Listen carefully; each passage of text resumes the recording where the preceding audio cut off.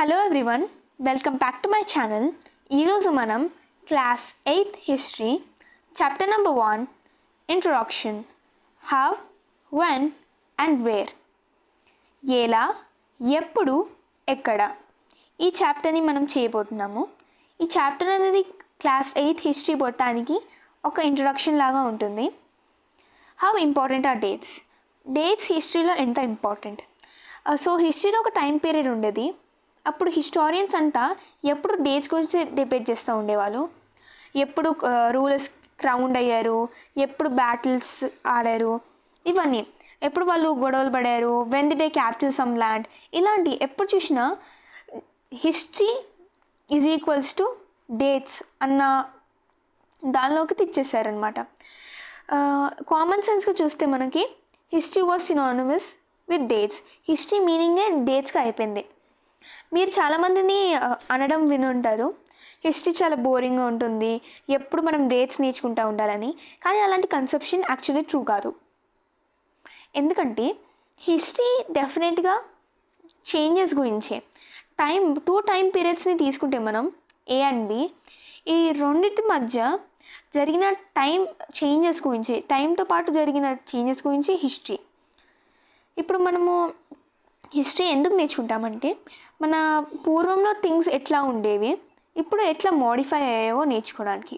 మనం ఎప్పుడైతే మన పాస్ట్ గురించి, మన హిస్టరీ గురించి మాట్లాడతామో అప్పుడు మనకి బిఫోర్ అనే ఆఫ్టర్ అనే రెండు పదాలు వినిపిస్తూ ఉంటాయి.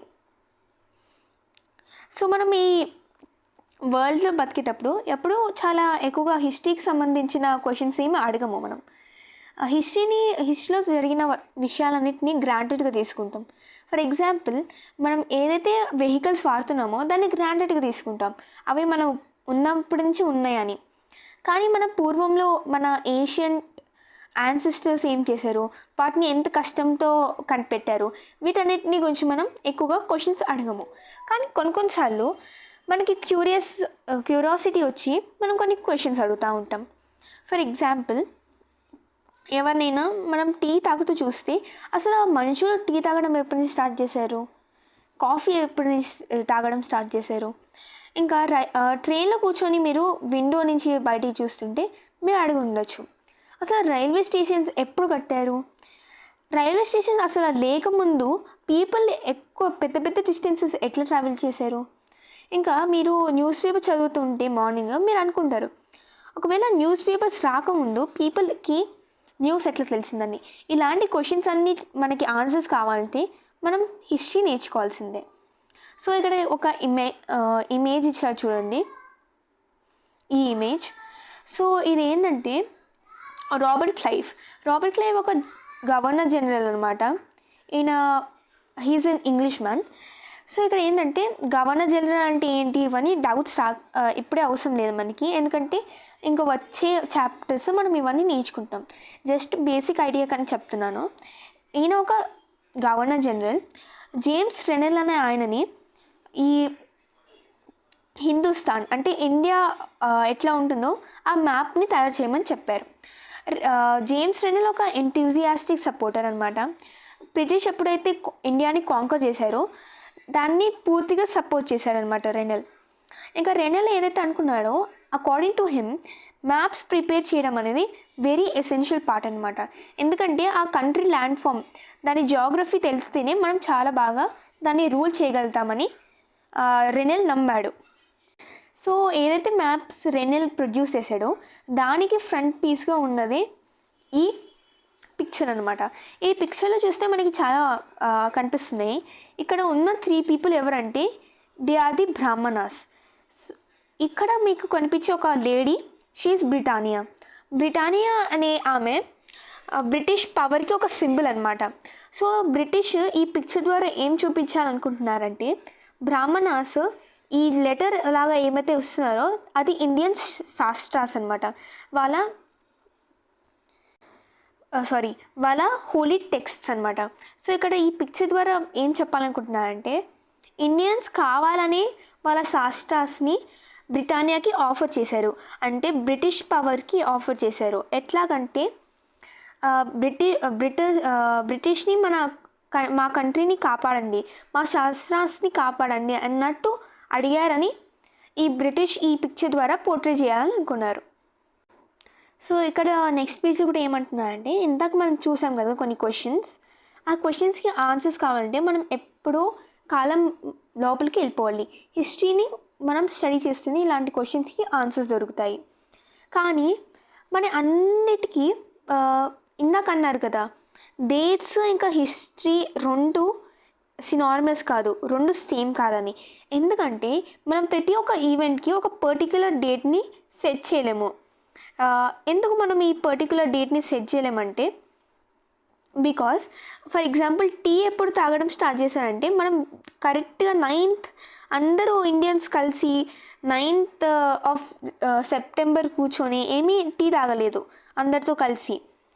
అది ఒక చిన్న ప్రాసెస్. కొన్ని రోజుల తర్వాతనే వాళ్ళు ఈ టీకి టేస్ట్ అనేది డెవలప్ చేసుకొని తాగడం స్టార్ట్ చేశారు. ఇది ఒక హ్యాబిట్ లాగా పెరిగిందే కానీ ఒకే రోజు అందరు కూర్చొని టీని ఏమీ తాగలేదన్నమాట. మరి ఎందుకు మనము ఎప్పుడు చూసినా హిస్టరీ ఇంకా డేట్స్ సేమ్ అంటాము అంటే, ఇందాక అన్నట్టే హిస్టరీలో ఒక టైం ఉండేది. అప్పుడు హిస్టరీలో ఏదైతే ఉందో మనం 6th క్లాస్లో చదువుకుంటే హిస్టరీలో ఉన్నది మొత్తం మనము కింగ్స్ గురించి నేర్చుకుంటూ ఉంటాం. ఎందుకంటే పోయిట్స్, హిస్టారియన్స్ అందరూ కింగ్స్ గురించి రాస్తూ ఉండేవాళ్ళు. వాళ్ళు ఏం చేశారు, ఎప్పుడు ఒక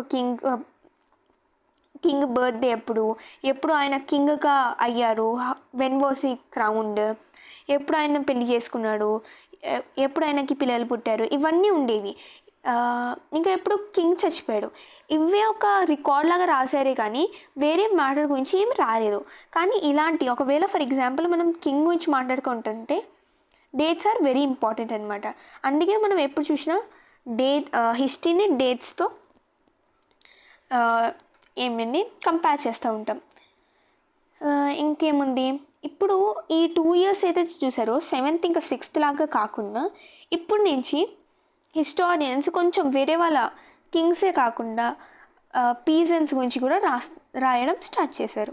ఇదే మనం ఈ రాబోయే చాప్టర్స్లో నేర్చుకుంటాం. దాని తర్వాత ఇక్కడ వచ్చింది ఏంటంటే, ఇది అంతగా ఇంపార్టెంట్ కాదు ఈ ఫస్ట్ 2 topics అనేది. విచ్ డేట్స్ నేను జస్ట్ సమ్మరైజ్ చేసేస్తాను.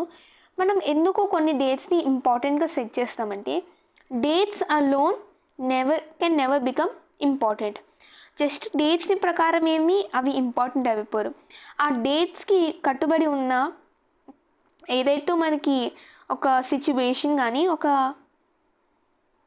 ఈవెంట్ కానీ ఇంపార్టెంట్ అవుతుందో అప్పుడే డేట్స్ ఇంపార్టెంట్ అవుతుంది. ఫర్ ఎగ్జాంపుల్ 21st May ఎవరైనా ఒక కింగ్ పుట్టారనుకుందాం. So when we are talking about the history of king, అప్పుడే 21st May అనేది ఇంపార్టెంట్ అవుతుంది. లేకపోతే ఈ డేట్ ఏమీ ఇంపార్టెంట్ అవ్వదు. When a date has a particular event attached to it, then only the date becomes important. Okay, ఇప్పుడు ఒక image ఇచ్చారు చూడండి. I'm talking about this image. Okay, ఇటు చూడండి. ఇప్పుడు ఏంటి, ఇది చూస్తే ఇది ఒక అడ్వర్టైజ్మెంట్ అనమాట. లిప్టన్ గ్రీన్ టీ లాగా లిప్టన్స్ టీస్ అంట, కాఫీ అండ్ ప్రొవెన్షన్స్. సో ఇక్కడ మనకి ఒక ఫేమస్ రాయల్టీ ఉన్నారనమాట. ఈయన prince Arthur. So prince Arthur ఎవరంటే క్వీన్ విక్టోరియా థర్డ్ సన్ అనమాట ఆయన. సో ఇక్కడ ఈ పిక్చర్ ద్వారా లిప్టన్ టీస్ వాళ్ళు ఏదైతే కన్వే చేయాలనుకుంటున్నారో అది ఏంటంటే, మనకి బ్యాక్గ్రౌండ్లో ఇండియన్ ప్యాలెస్ ఉందన్నమాట. సో ఇక్కడ ఏం ట్రై చేయాలనుకుంటున్నారంటే, ఈ టీ ఏదైతే ఉందో దీంతో royalty all over the world are connected అనమాట. సో ఈ టీ తాగే వాళ్ళు వెరీ రాయల్గా ఉంటారని ఈ యాడ్ కన్వే చేద్దాం అనుకుంటుంది. ఇలాంటి అడ్వర్టైజ్మెంట్ మనకి మోస్ట్లీ 1922 టైంలో దొరుకుతూ ఉండేవన్నమాట. ఓకే, నెక్స్ట్ పిక్చర్కి వస్తే ఇదిగోండి ఈ పిక్చర్ చూడండి. ఈ పిక్చర్లో ఉన్న ఆయన ఎవరంటే, he is Warren Hastings. He was the first governor general of India. So ఈయన ఏదైతే ఉన్నాడో గవర్నర్ జనరల్ ఏ ఇయర్లో అయ్యారంటే 1773లో అయ్యారనమాట. ఓకే, ఇటు చూడండి. సో మనం చూస్తే మన చాప్టర్లో బేసిక్ ఇంపార్టెంట్గా ఏమైతే స్టార్ట్ అవుతాయో అవన్నీ ఈ టాపిక్ నుంచి స్టార్ట్ అవుతాయి. How do we పీరియాడైజ్. పీరియాడైజ్ అంటే ఏదైనా ఒక బిట్ ఇన్ఫర్మేషన్ని పీరియడ్స్గా మార్చి మనం ఈజీగా చదువుకోవచ్చు అనమాట. ఫర్ ఎగ్జాంపుల్ హిస్టరీ ఏదైతే ఉందో మనం దాన్ని డివైడ్ చేస్తామో పార్ట్స్గా, సో దట్ మనం నేర్చుకోవడానికి ఇంకా ఆర్గనైజ్ అవ్వడానికి ఇది చాలా బాగుంటుందని. సో ఫస్ట్ 1817లో జేమ్స్ మిల్ అనే ఒక ఆయన. జేమ్స్ మిల్ ఎవరంటే ఒక Scottish economist and political philosopher అనమాట. ఈయన massive 3 volume book, so 3 series లాగా ఉన్న ఒక బుక్ని ప్రొడ్యూస్ చేశాడనమాట. ఈ బుక్ పేరే ఆ history of British India. So ఈ హిస్టరీ ఆఫ్ బ్రిటిష్ ఇండియాలో ఇండియన్ హిస్టరీని 3 టైమ్ పీరియడ్స్గా డివైడ్ చేశాడనమాట. ఒకటేమో Hindu, Muslim and British. Okay, as I was saying, Hindu, Muslim, బ్రిటిష్గా డివైడ్ చేశారనమాట. ఈ పీరియాడైజేషన్ ఏదైతే ఉందో ఇది చాలా వైడ్గా యాక్సెప్టెడ్ కూడా అయిందనమాట. కానీ ఈ పీరియాడైజేషన్లో ఒక చిన్న ప్రాబ్లం కూడా ఉందన్నమాట. ఓకే, ఆ ప్రాబ్లం ఏదైతే ఉందో ఆ ప్రాబ్లం ఏంటంటే అసలు మనం ఎప్పుడైనా హిస్టరీని డివైడ్ చేసేటప్పుడు జస్ట్ రూలర్స్ క్యాస్ట్ బేస్డ్గా మనం డివైడ్ చేయకూడదు. ఎనీ టైం పీరియడ్ని మనం హిందూ అని ముస్లిం అని అనకూడదు. అకార్డింగ్ టు రిలీజియన్గా మనం ఏమి డివైడ్ చేయకూడదు అనమాట. ఎందుకంటే జస్ట్ మనము ఒక్క రిలీజియన్ని బేస్ చేసుకుని చూస్తే, ఫర్ ఎగ్జాంపుల్ హిందూ రూలర్స్ ఎవరైతే రూల్ చేశారో ఆ టైంలో ముస్లిమ్స్ కూడా ఉండే. సిమిలర్లీ ముస్లిం రూలర్స్ ఎప్పుడైతే రూల్ చేశారో అప్పుడు హిందూస్ కూడా ఉండే. అలాంటప్పుడు మనం జస్ట్ రూలర్స్ ప్రకారంగానే హిస్టరీ టైం పీరియడ్స్గా డివైడ్ చేస్తే అప్పుడు మనం వేరే వాళ్ళని ఇగ్నోర్ చేసినట్టు అవుతుంది. కానీ అది ఇంకా మనకి టెక్స్ట్ బుక్లో రాలేదు. ఇక్కడ ఏముందంటే మిల్ రాసిన బుక్లో, జేమ్స్ మిల్ రాసిన బుక్లో ఆయన ఏమంటారంటే ఏషియన్ సొసైటీస్ ఏవైతే ఉన్నాయో ఫుల్ ఏషియాలో ఉన్న సొసైటీస్ అన్నీ యూరోప్ కన్నా సివిలైజేషన్లో లోవర్ లెవెల్లో ఉన్నాయన్నమాట.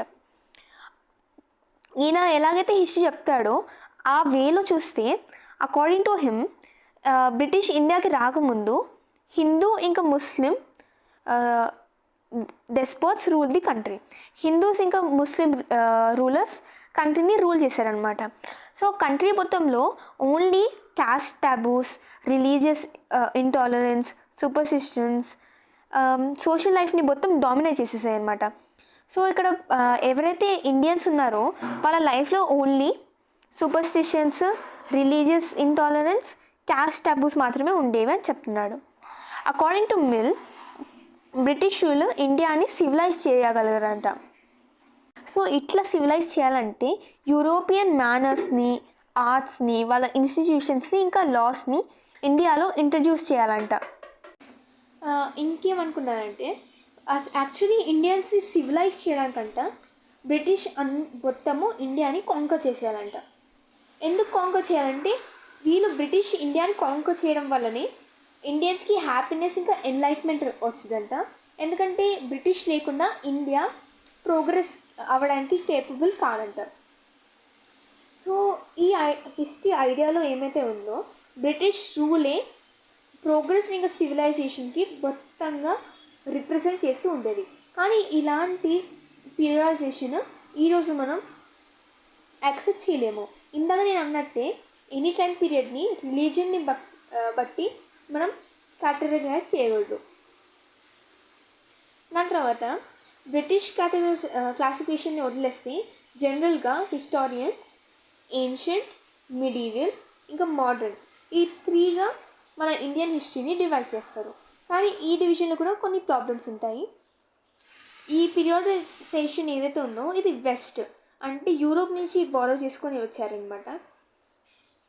సో ఇక్కడ మోడర్న్ పీరియడ్ ఏదైతే ఉందో ఈ మోడర్న్ పీరియడే మొత్తం గ్రోత్ ఇంకా మోడర్నిటీకి ఏమంటారు రిప్రజెంట్ చేస్తూ ఉండేదన్నమాట ఇది. కానీ మనము ఈ పీరియాడైజేషన్ని వాడలేము. ఎందుకంటే ఎప్పుడు మన ఇండియాలో ఏదైతే ఉందో ప్రోగ్రెషన్ ఎప్పుడు ఒకేసారి రాలేదు.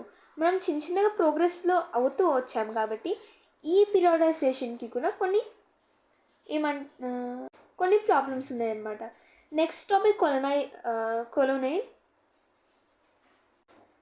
ఈ నెక్స్ట్ టాపిక్ ఏమో వాట్ ఈస్ కొలోనియల్, అది నేను నెక్స్ట్ వీడియోలో చెప్తాను.